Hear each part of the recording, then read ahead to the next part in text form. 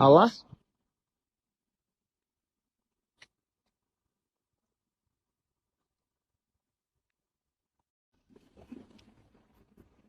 Allah?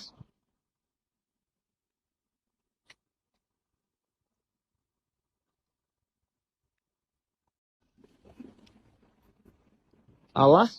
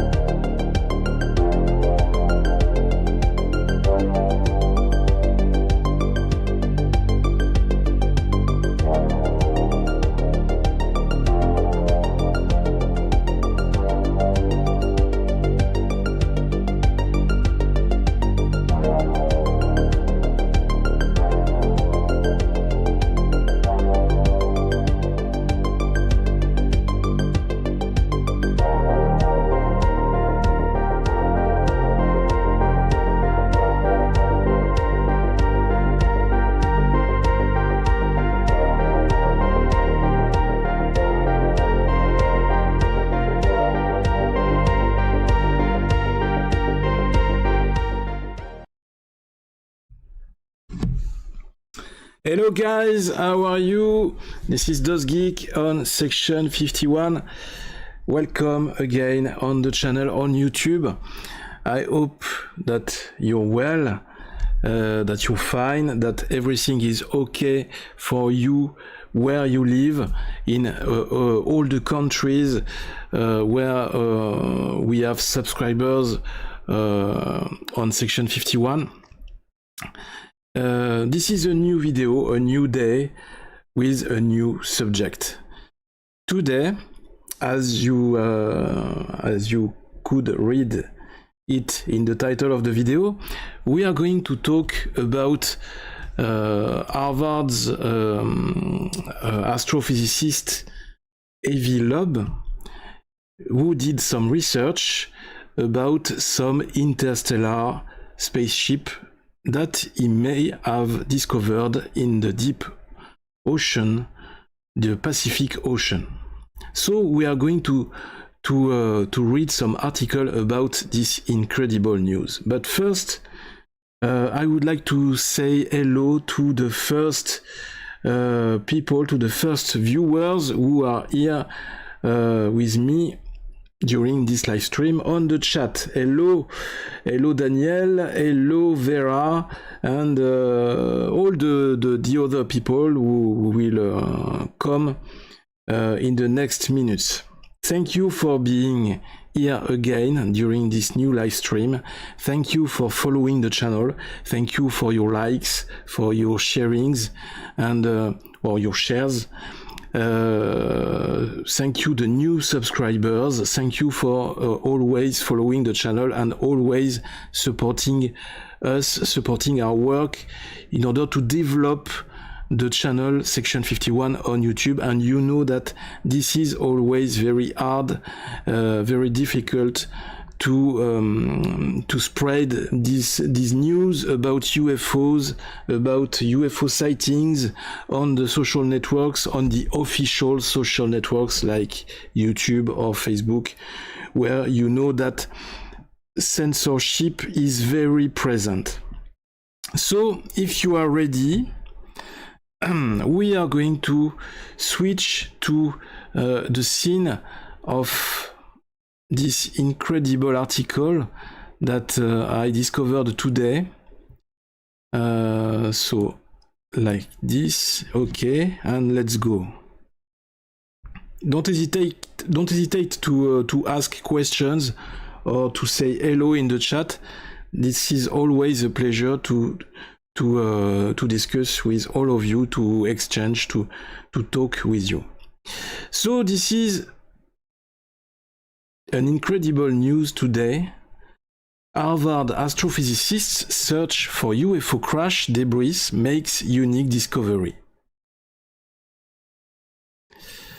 Astrophysicist Avi Loeb, chairman of Harvard's Department of Astronomy from 2011 to 2020, is currently on a reported $1.5 million expedition to determine if a meteor that crashed into the southwestern Pacific Ocean in 2014 is actually UFO crash debris and alien in nature. Hello, Roy Fairfield. Nice to meet you. Welcome on the channel. Loeb and his team are searching the floor of the Pacific Ocean for debris from IM-1, interstellar meteor that exploded and crashed into the waters about 100 miles off the coast of Papua New Guinea. How do you say it in English? I'm going to try.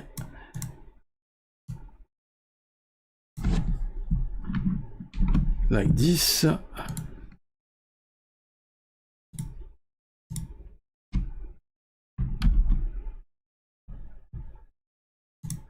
Papua New Guinea. Papua New Guinea. Papua New Guinea. Okay, nice accent. The space rock, which was moving through space at 130,000 miles per hour, is just the third known interstellar object to have made contact with Earth. Last week, Loeb and his team of researchers discovered small metallic wires that Loeb says were anomalous compared to human-made alloys. This week, the renowned astronomer reported in his journal that they had discovered 50 microscopic spherules so small they can only be viewed through a microscope. Using an X-ray fluorescence analyzer, Loeb writes, "We found a composition of mostly iron with some magnesium and titanium, but no nickel. This composition is anomalous compared to human-made alloys, known asteroids and familiar astrophysical sources." So let's try to watch his video, hoping that we won't get some copyright strikes from Fox News. Let's go.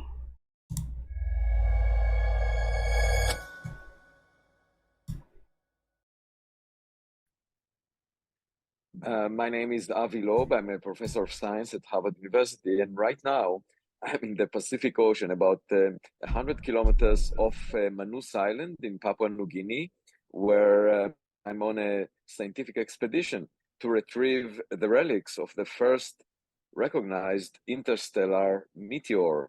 That was the first object that humanity identified as coming from outside the solar system is that the US government released the data on its fireball when it exploded in the lower atmosphere of the Earth above the Pacific Ocean, 20 kilometers above the surface of the ocean. From analyzing this data, we concluded that it's actually tougher. It has material strength that is higher than all the space rocks that were cataloged by NASA. And that makes it quite unusual. Why would the first object from outside the solar system be tougher than iron meteorites and move faster than of all stars in the vicinity of the sun? And of course, a possibility is that it's artificial, it's a spacecraft that has propulsion, and that may explain why the material is so strong. And so we are here to collect any fragments that we can find on the ocean floor, which is a very challenging task because the depth of the ocean is about a mile, and we have a special technique, and I'll show it to you in a few minutes, of retrieving magnetized fragments from the meteor. And the amazing thing is we were successful. The material that we can relate to this meteor, which we call IM1, Bonjour, Lionel. Meteor 1, we found spherules. These are roughly spherical particles that are a fraction of a millimeter in size, and they were simply molten droplets. The fireball released a few percent of the Hiroshima atomic bomb energy and into a half a meter sized object. And so it got really hot. The surface melted, and what we can find are the small droplets that rained down on the Pacific Ocean on the 8th of January 2014 when this happened. The amazing thing is we are talking about these spherules, these fragments that are only 1 milligram in mass, each of them. And altogether we have, by now, the count is 38.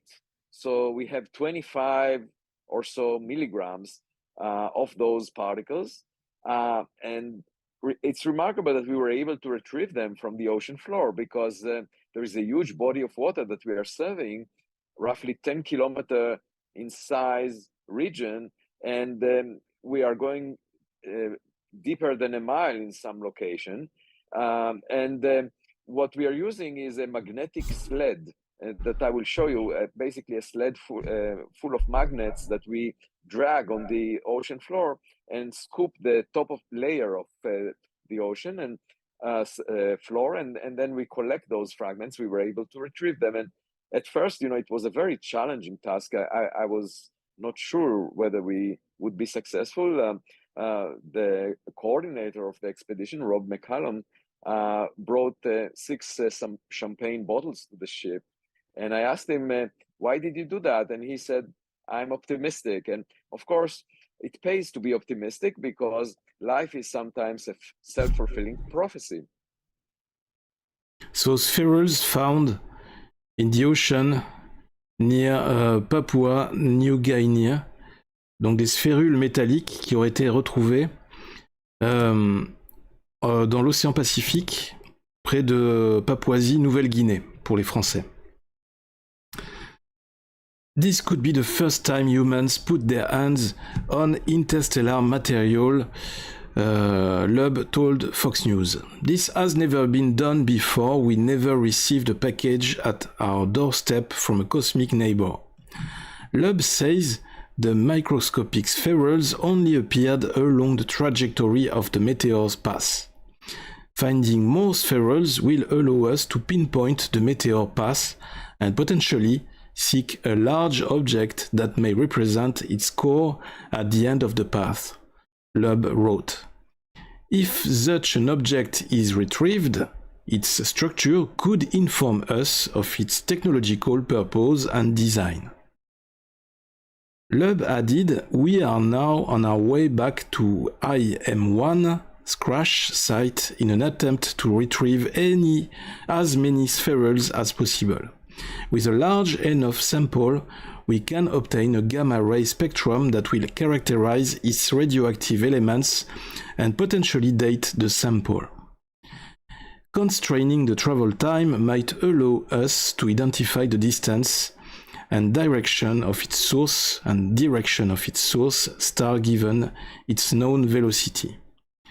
Our preliminary analysis implies that the composition of mostly iron with a tenth of that in magnesium and some titanium does not resemble known human-made alloys or familiar asteroids. Maybe meteorite, you think? The fundamental question is obvious. Was this first recognized interstellar object from 2014 manufactured by a technological civilization?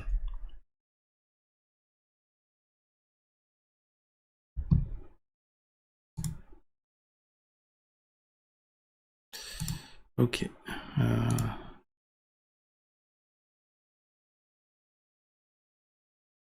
Maybe I see that something is not very nice on the screen.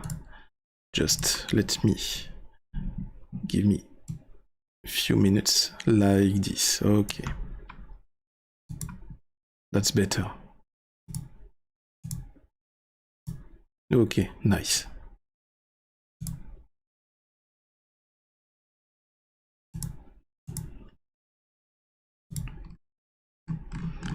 That's the end of the article. Okay.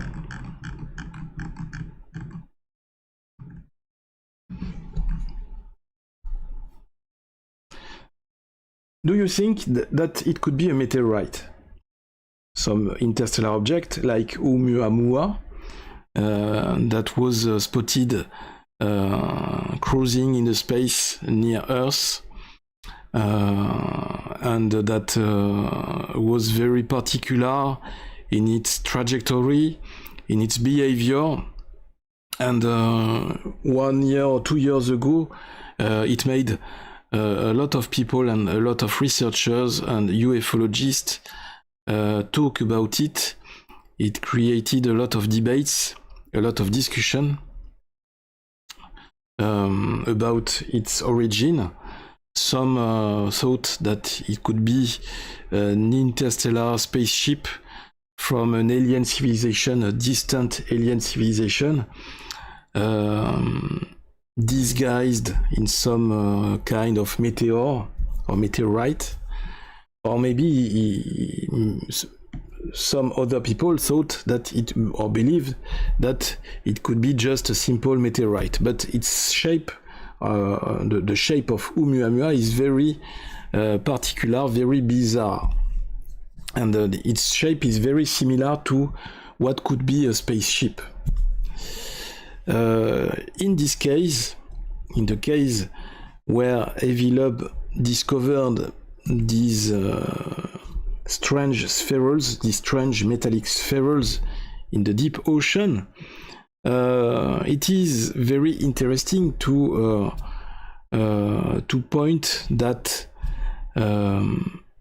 or to ask some questions about the origins of this object, this strange object. Maybe it should be a very huge object buried in the deep ocean, and the presence of these strange spherules is very similar to other spherules or other metallic objects or metallic debris that were found in other countries like Russia and Siberia, with the story of the Tunguska incident, which was at the beginning of the 20th century, when it is believed that a very huge object, flying object or meteorite, we don't really know, hit Earth, creating a very huge crater and burning all the forest in the area on a very large surface, and creating or emitting some radioactive waves on the large area of Siberia for several years. And until today, there are still some areas in this Tunguska area that are still radioactive.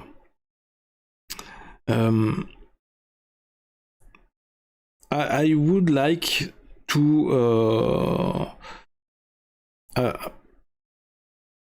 of course that hypothesis, that option, that theory, that it could be some alien spaceship, some interstellar alien spaceship, that would be a very interesting theory, and I would like to believe that this is the real theory, this is the reality. But we won't know the exact reality until scientists like Avi Loeb didn't go there on the place in order to verify it, in order to make the research.